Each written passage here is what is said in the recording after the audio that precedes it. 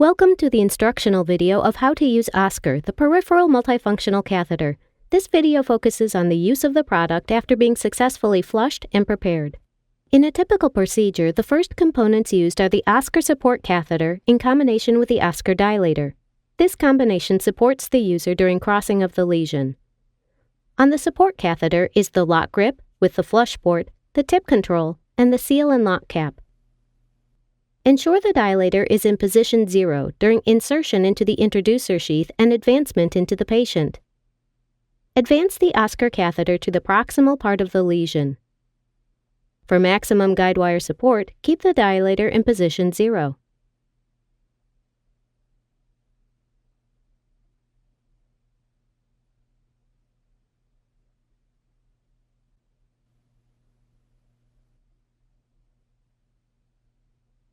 If more flexibility is needed, open the seal and lock cap and advance the dilator to follow the guidewire.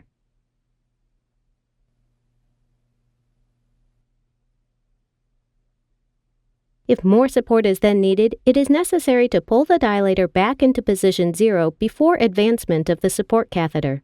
This improves the transition between the guidewire and support catheter.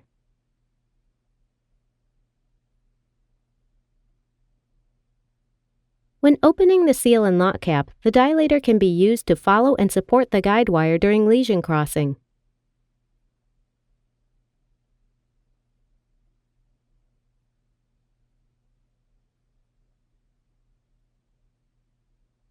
After successful crossing, the dilator can be removed entirely with an open seal and lock cap.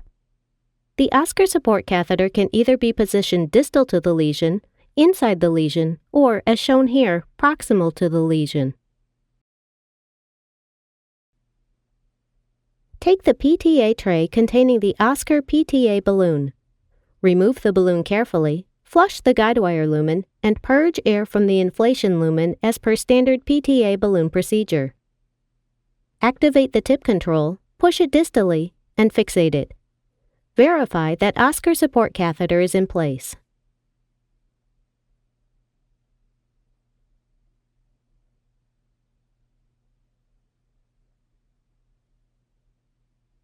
To introduce the PTA balloon, open the seal and lock cap and advance the balloon across the lesion.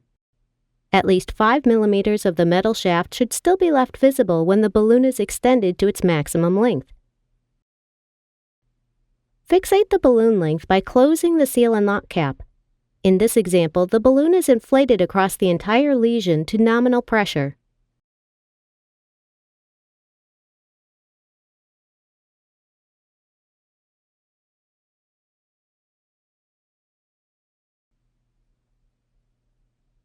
For spots of residual stenosis, the balloon is reinflated at a shorter length and higher pressure.